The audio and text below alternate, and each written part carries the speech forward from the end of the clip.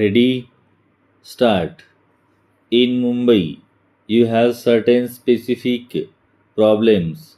I refer to one problem which is mentioned to be my every single foreign tourist who come to Mumbai.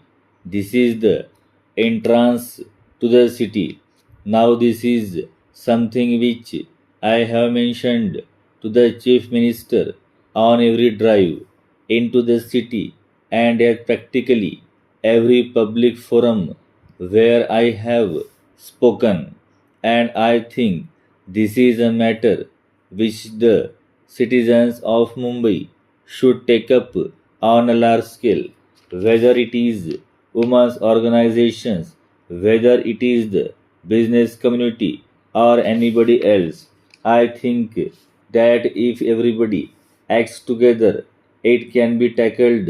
It is not a very large area, and I do not think that finances alone stand in the way.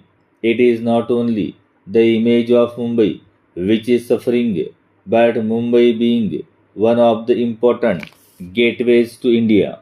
It is the image of India which suffers thereby. Pyara. You have, Mr. President, mentioned in your address the present policy of the government, which is to encourage new entrepreneurship and talent. But what have businessmen done to identify and promote such talent of which there is no dearth in the country? The bigger business and industrial establishments, by trying to foreclose profitable lines of business and sometimes by seeking to produce everything under the same roof or in allied establishments, succeed in keeping out new talent from entering the business field.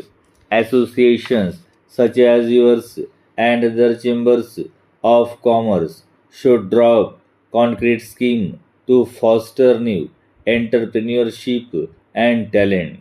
One suggestion which was made at the last meeting of the custodians of the nationalized banks was that some of the senior and professionally qualified executives in bigger establishments who have the necessary skills could step out and start small scale enterprises to provide employment to young engineers and other technical personnel.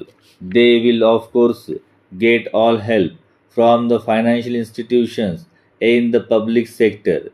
Business associations could also play an important and more active part in encouraging businessmen and industrialists in the industrially backward areas. Pyara. As regards the organizational setup of the new nationalized banks, I think there is hardly any need for me to reiterate the assurance which I have already given, that is, that we do not propose to set up a top up heavy organization, and we do envisage maximum possible freedom and flexibility of operation of individual banks, consistent only with certain broad social objectives, and that the functioning will be completely insulated from extraneous political influences. But we do envisage that the banks should function as an active instrument for the furtherance of the economic and social objectives.